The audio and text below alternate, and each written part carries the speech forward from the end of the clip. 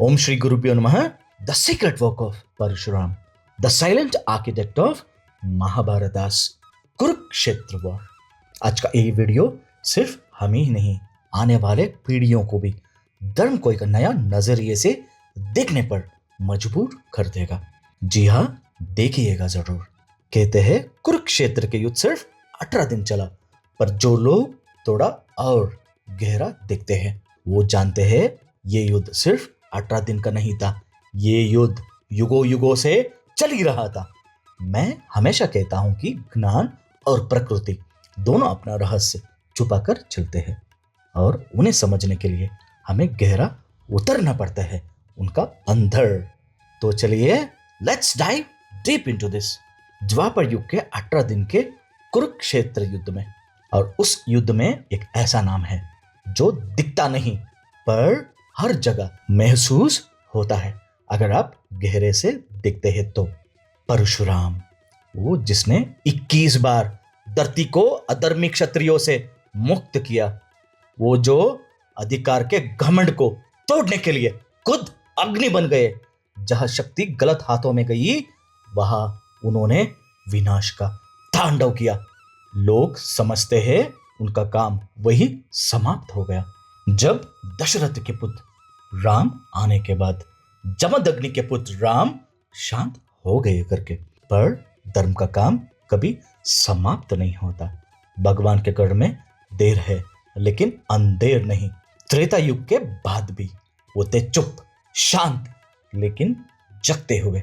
इस बार द्वापर युग में उन्होंने शस्त्र नहीं उठाए, उन्होंने योद्धा बनाए। जी हाँ, 3 नाम, हाँ उनके 3 शिष्य, 3 शिखर, शंतनुपुत्र भीष्म, द्रोणाचार्य और कर्ण। ये 3 सिर्फ महारथी नहीं थे, एक कुरुक्षेत्र के ध्रुव थे।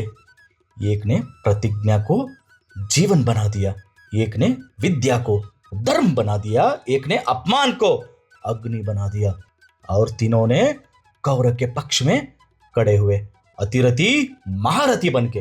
क्यों? क्योंकि परशुराम जानते थे जब अधर्म अपने शिखर पर होता है तब उसका पतन भी पूर्ण और आसान होता है। इसीलिए इन तीनों को उन्होंने चुन के शिक्षा दी। अधर्म अलग अलग जगह पर बिखरा रहे तो उसे मिटाना मुश्किल होता है, पर जब वो एक जगह इकट्ठा हो जाए तो उसका अंत निश्चित और आसान होता है। पितामह भीष्म कबल, द्रोणाचार्य का ज्ञान, कर्ण का वीरता, ये सब मिला और कौरवों को लगा अब हमें कोई हरा नहीं सकता। इसलिए उनका जुल्म भी आसमान छू रहा था और वही अहंकार उनका विनाश बन गया। सिर्फ कौरव नहीं, पूरे विश्व के अधर्मी एकजुट हो गए। 18 अक्षौहिणी सेना बनकर धर्म के सामने एक महाशक्ति बनकर खड़े हुए। फिर आए हमारे कृष्ण, माधव जगदोद्धारक बनके, केवल सारथी नहीं धर्म के मार्गदर्शक बनकर। कुरुक्षेत्र सिर्फ एक युद्ध नहीं था, वो एक ऐसा क्षेत्र था जहां अधर्म खुद चलकर आया और धर्म ने उसे समाप्त किया। तो क्या परशुराम ने युद्ध लड़ा? नहीं। पर क्या उन्होंने धर्म का काम छोड़ा? कभी नहीं। आज भी कलयुग में जब शक्ति फिर से गलत हाथों में जा रहा है, जब सत्य दब रहा है, तो क्या वो चिरंजीवी चुप है या फिर से किसी को तैयार कर रहे हैं? क्योंकि जब समय आएगा, आएंगे कल की, और फिर अदम को ढूंढना नहीं पड़ेगा, वो खुद एक जगह खड़ा होगा। परशुराम का काम कभी खत्म नहीं हुआ, वो बस नजर आना बंद हो गए। धर्म चुप हो सकता है पर कभी हार नहीं सकता। आप सब विश्वास रखिए, अधर्मी नेता और उन्हें बढ़ावा देने वाले संभाल कर रही है। पता नहीं कब कृष्ण योजना बनाए, परशुराम तैयार करे, आप ही में से किसी चुन के, और कल की समाप्त कर दे। Don't miss to share your thoughts, we are eager to know about it.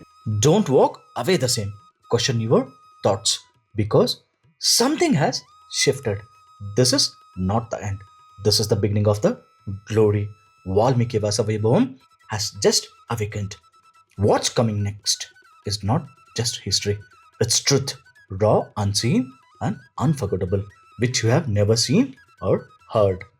I want to dedicate this work humbly on the lotus feet of my Gurudeva, Krish Narpanamastu.